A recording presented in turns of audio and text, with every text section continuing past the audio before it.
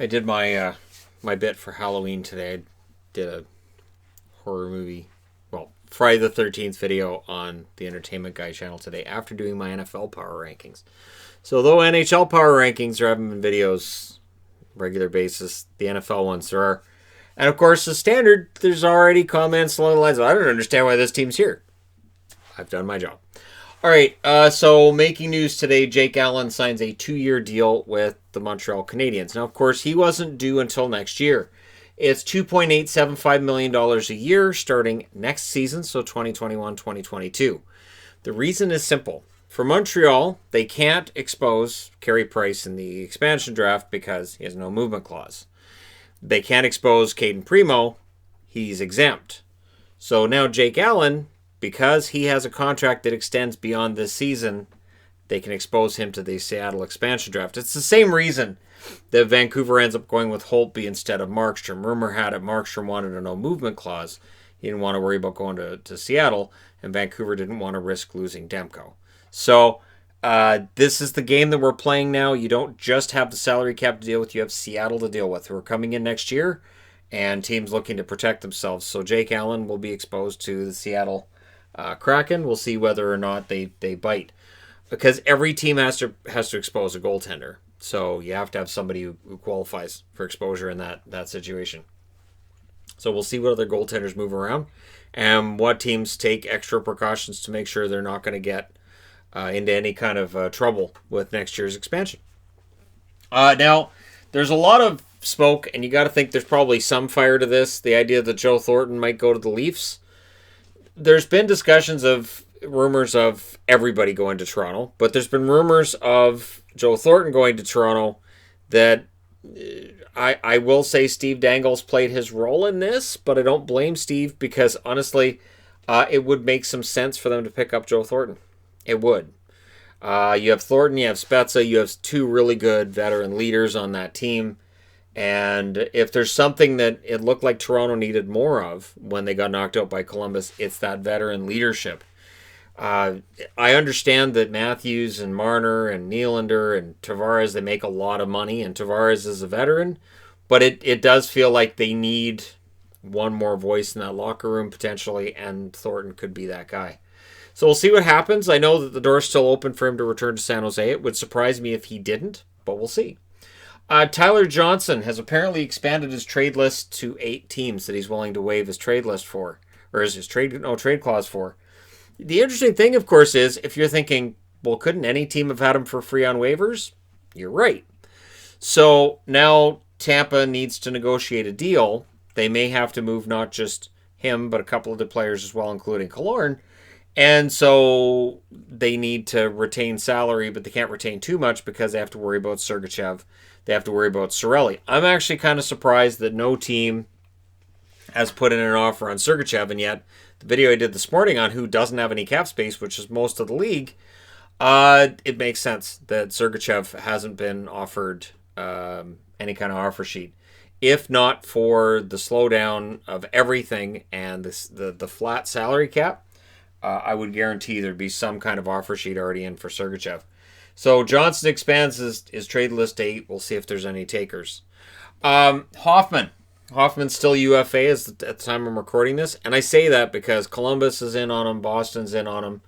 Nashville's apparently in on him as well. He wants between $5.5 and $6.5 million per season. So we'll see if anybody has that amount of money laying around that they want to hand out. And he hasn't moved from that demand to this point. Again, it feels like there's a lot of players who are going to have to go the Taylor Hall route and probably take a year. They might end up getting 2, but if they want to cash in, it may be a couple years from now before they're able to do so. So Hoffman, we'll see where he ends up and what ends up going on with him. Boston has been a little bit busy today in that Greg McKegg has signed a 1-year deal for $700,000. Boston does very well in building their bottom 6. And I'm not sure what it is, but Boston always has a bottom 6 that tends to make players look better than they are, or at least it seems that way, because then they leave Boston and they don't normally play as well elsewhere. But, Greg McKegg is now the latest to be added to that bottom 6. And again, it's a league minimum of $700,000, and we'll see how things go for him.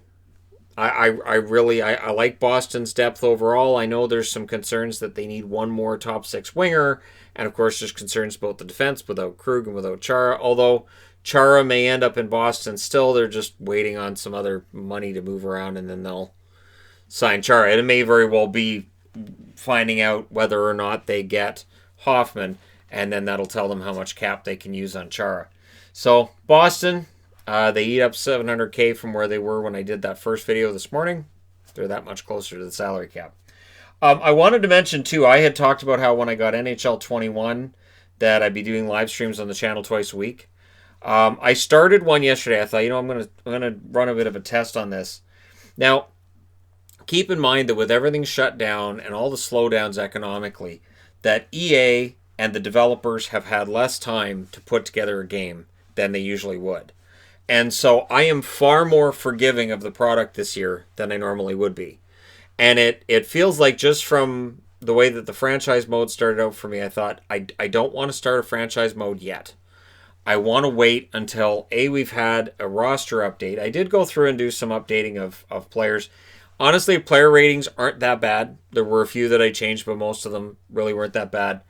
But the NHL 21 streams, I want to wait until they fix a couple of things. So what I did was I went in and I started a one with a 32-team league. And then even though it showed 2020, which is the current year still, all of the contracts that aren't up until 2021 expired. So I went into my free agency and I went, holy crap, look at all these players. And it was a ridiculous list. And I realized that all of the players that were expiring this year and next year were expiring that year, which to me sounds like just something glitchy in the gameplay that they'll fix in a patch. So I'm not overly concerned about it. And it was kind of nice because I got mad playing Gran Turismo yesterday. See, I don't play online very often. I was playing online. I'm having a nice relaxed drive, not anywhere near the front, and then somebody nosed me into the corner. And, I'm thinking, wow, you needed to overtake me for 12th that bad? And I ended up, it wiped me out, and I was so mad. So that's why I don't race online, and that's why I don't game online very often, because you're going to have people that are just jerks. And it was about the fourth or fifth time this guy had hit me with his car, and it's like, finally he got me into the corner. I'm like, seriously? And you can tell, when it's just somebody bumping you, and you can tell when somebody's trying to put you in the corner. And so, yeah, that was a bit of a frustrating thing, and I went, hey, that's why you don't play online. That's what it is. So, NHL 21, for people who say, why don't you play HUT? Why don't you do online? Because I find that online, you're always going to have those people that just ruin the experience. So I do prefer the offline modes. I prefer to play on my own. I have actually played a couple of games, and it is very much the same game. But again, they didn't have the time to really make the changes they normally would. And so I'm okay with the fact that it does feel like NHL 20, because this is not a normal year. So I'm okay with that. But I will go through and start doing live streams on NHL 21. But in between now and then, we will still do, I'm aiming for twice a week live streams. We have one scheduled for later today on this channel. We'll do them on Saturdays as well. And then once NHL 21, either I figure out a way to make sure that it's the most playable version I can get it, or maybe I just say, to heck with it, and I go in and do a franchise. Then we'll start doing the NHL 21 live streams, but not yet. They're coming. But again, if you're on the fence about whether or not to buy it, I can't say that there's a huge change in the game in general, other than to say that it is understandable this year. I don't chalk it up as laziness. I chalk it up as when you're being forced to make a brand new game every year, you're already up against the 8-ball, or you're behind the 8-ball, and then when you're also having to deal with pandemic and everything being slowed down, it makes sense to me that the game that gets released probably is not going to be the way that it looks, say, 2 weeks to a month from now. So there you go. Let me know your thoughts in the comments section below, as always, and maybe it's just a glitch when you do the 32-team expansion version. Maybe that's all it is. I know that I was running the Canucks and they took Cole Lind, and I thought, okay, Cole Lind is the guy I'm losing in expansion. Cool. So that was different. But hey, let me know what you guys think, what your experience has been. Maybe if you just play the regular version, maybe it doesn't have that glitch with the contracts. I don't know. Let me know your thoughts. Hit like and subscribe if you're browsing your way through. You just happened upon this video. Thank you guys so much for watching, for all your support. I will talk to you again soon.